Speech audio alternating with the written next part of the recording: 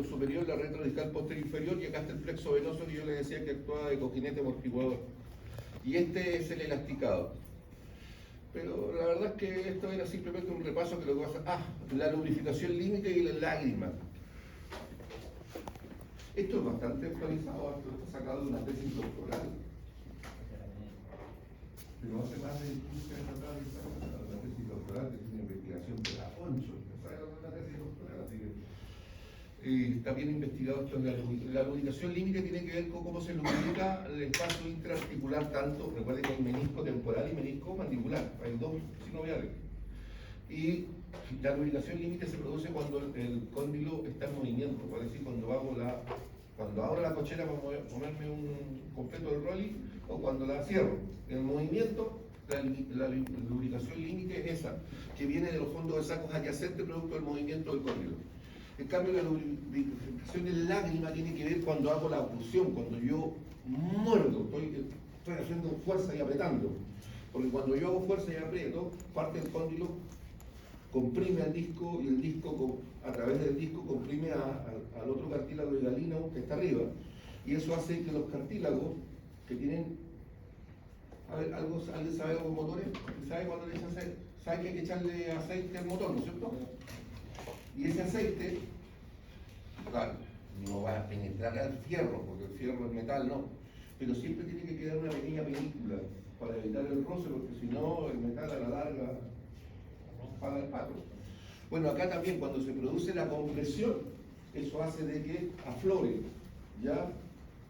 De las adyacencias del punto de unión, líquido sinovial, ¿ya? Pero eso solamente se produce cuando se produce la compresión. Y por lo tanto no hay movimiento, compresión. ¿Y por qué me detengo acá? Esto es fácil. Ligamentos. Ahí están los ligamentos que me interesaban. Los ligamentos discales, los ligamentos capsulares y los ligamentos temporomandibulares. ¿Se acuerdan de los ligamentos que yo hablaba? Que decía que había unos ligamentos que iban de los polos del cóndilo, de la mandíbula, y iban al menisco, y que hacían que el menisco fuera solidario con el cóndilo, no con el temporal. Se llaman ligamentos discales. Los ligamentos capsulares son simplemente un engrosamiento de la cápsula que rodea a toda la articulación, ¿ya? Y los ligamentos temporomandibulares es el que usted ve habitualmente a simple vista en la primera imagen que ve de una articulación ATM en un atlas de anatomía o en un tratado que tenga imagen. Los accesorios acá nombran dos nomás, yo nombré tres.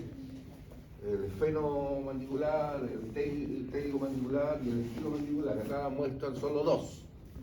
El fenomandibular y el estilomandibular. Aquí están los discales. Y no dice otra cosa que lo que acabo de decir. Está formado por fibras de tejido conjuntivo colágeno y por tanto no son distendibles, actúan limitando el movimiento del alejamiento del disco respecto al cóndilo. En otras palabras, permite que el disco se mueva pasivamente con el cóndilo cuando se desliza hacia adelante y hacia atrás. ¿Ya? O hacia abajo y hacia adelante, dependiendo si estoy haciendo apertura o cierre. Y después tenemos acá, ahí está lo que dice. No me interesa eso. Esta imagen la estamos mirando en un plano frontal anterior. Entonces acá vemos el cóndilo, vemos el disco y los ligamentos discales que van así. ¿Ya? Después capsular rodea todo el ligamento, a toda la articulación. Por lo tanto, envuelve no solamente el espacio menisco-temporal, sino también el espacio menisco-mandibular. ¿Ya? Y por lo tanto, por abajo, obviamente se fijan en el cuello y parte de la periferia, ¿no es cierto?, de las superficies articulares. Y por arriba, como dice acá, en los límites anterior, posterior. Por posterior, a nivel de la fisura de Glaser o fisura petrotimpánica, y por delante del cóndilo, del temporal. Por fuera y por dentro, obviamente, en la adyacencia de la superficie articular ya mencionada.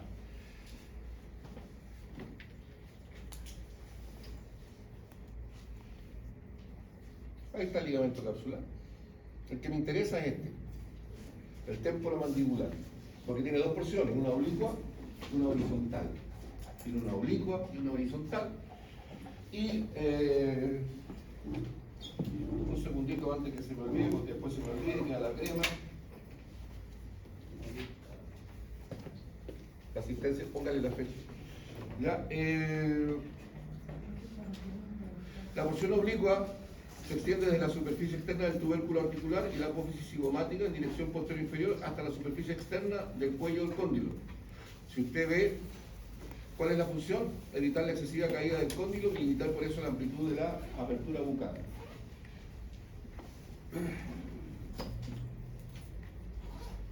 En cambio, la porción horizontal también nace de las mismas referentes iniciales del tubérculo articular y la apófisis cigomática, pero esto en vez de ir oblicuo se dirige horizontalmente hacia atrás y se fija en el polo externo del cóndilo y la parte posterior del disco articular. ¿Qué limita el movimiento hacia atrás del cóndilo? Vale decir el cierre. El otro limita la apertura, la porción oblicua, y la porción horizontal lo que limita es la obstrucción, el cierre de la boca. ¿Bien? Obviamente tiene que relajarse el pterigoideo externo. Acuérdense que el pterigoideo externo, ya lo expliqué en la clase anterior, lo que hacía es llevar el disco hacia adelante cuando inicia la apertura bucal. Ahí tenemos la porción oblicua y ahí tenemos la porción horizontal.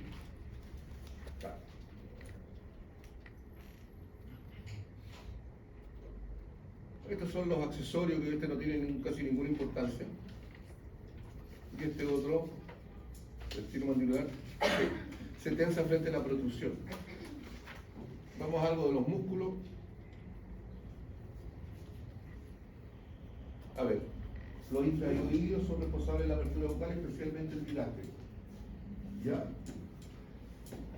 Y de la oclusión son responsables el macétero y temporal. Podría hablar de macétero en la parte superficial, otra profunda. Pero le vamos a dar pena al profesor de biomecánica del segundo semestre, a ver si lo pasa. ¿Ya? Pero lo que me interesa es que veamos los pterigoideos. Porque esto... Bueno, acá se ve un poco acá la porción profunda y la porción superficial. ¿Ya? El temporal tiene 3 fascículos. ¿Se acuerdan que el pectoral tenía fascículos superiores, medio y inferiores? ¿Se acuerdan? Bueno, este también tiene fascículos. ¿Ya? 3 porciones, igual. Una anterior que está formada por fibras por elección casi vertical. Una media, oblicua. Y por último, una posterior formada por fibras casi horizontales.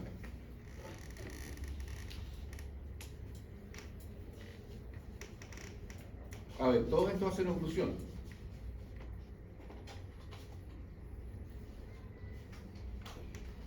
La porción anterior produce la elevación de la mandíbula en sentido vertical, la media produce elevación y la retracción de la mandíbula, y miren lo que pasa acá en la posterior de la elevación.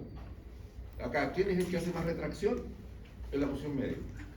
A ver, uno se ve horrible, pero la retracción es tratar de llevar por la anteproyección es esta, ¿no es cierto? Hacia adelante. La retroproyección es tratarla de empujar hacia atrás. Eso es lo que hace la porción media. La primera y la última, lo que más hacen es oclusión.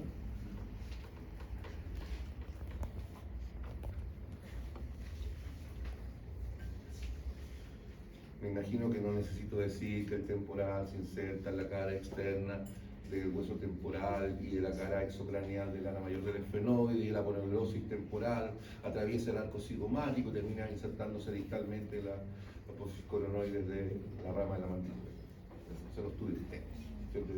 Yo les subí los cuadros, resúmenes, para no tener que empezar yo a repetirlo como loro. Si yo me lo sé, pues, si usted tiene que sentarse, calentar el asiento y aprenderse. Yo ya se lo subí hace rato. El fin de semana se lo hice. Pterigoideo. Los pterigoideos son dos: pterigoideo interno y pterigoideo externo. Y más encima el pterigoideo externo o lateral se divide en dos, uno superior y otro inferior, para complicar más la vida. A ver, el pterigoideo interno, ¿de dónde nace? Aprovechen. Está comiendo. El pterigoideo interno o medial se fija en la fosa pterigoidea, o lo que está comiendo ahí. Se fija en la fosa pterigoidea. ¿Ya? En cambio, el pterigoideo externo, uno se fija en la cara externa del ala externa de la apófisis pterigoide, la porción inferior y la porción superior, se fija en la cara inferior del ala mayor del esfenoide. El interno termina en la cara interna de la rama, acá ahí vemos, y termina en la cara interna de la rama y en el ángulo o gonion de la rama de la mandíbula. En cambio, el pterigoideo, ya está, eso ya lo dije. Dice, la función del pterigoideo interno es la cierre de la boca con la contracción y también la protrusión de la mandíbula. ¿Qué es lo que hace el pterigoideo interno? Yo hago esto, yo no soy adelante. Si no dio trabajo a hacerlo y me importa un rabano el ridículo, ustedes no se les puede olvidar si se lo pregunto en la prueba. Entonces, ¿qué es lo que hace el pterigoideo interno? Protrusión, así. Que quede claro. Y después tenemos el pterigoideo externo. Recuerden que tiene dos porciones, una superior y otra inferior. ¿Dónde va? Este va desde la cara externa de la lámina pterigoidea externa, que ya lo dije, y se extiende hacia atrás y hacia arriba y hacia afuera y hasta insertarse en el cuello del cóndilo. A diferencia del otro, que se fija en el disco. También un poco en el cuello y la cabeza, pero particularmente en el disco. En la contracción simultánea derecha e izquierda, los cóndilos son traccionados desde la eminencia articular hacia abajo y producen una protrusión de la mandíbula, igual que el otro. En la contracción unilateral hace medio protrusión de ese cóndilo y origina un movimiento lateral de la mandíbula hacia el lado contrario. ¿Qué es lo que se llamaba eso? Biducción. Yo lo dije la semana pasada.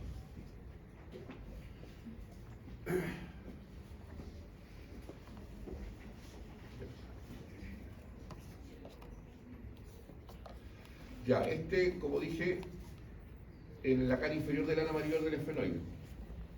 ¿Y dónde termina? En el disco. Lo acabo de decir. Dice, del total del 22% de las fibras de este músculo se insertan en el contorno del disco y el 88% provienen del externo superior. Entonces, ¿qué es lo que hace? Obviamente, oclusión, ¿ya? Y aquí algo se observa, los pterigoideos, ¿ya? Y estos son de la faringe, así que no se hagan problemas. Ahí está el pterigoideo externo superior y el pterigoideo externo inferior. Ya, suficiente con eso, no necesito que sea...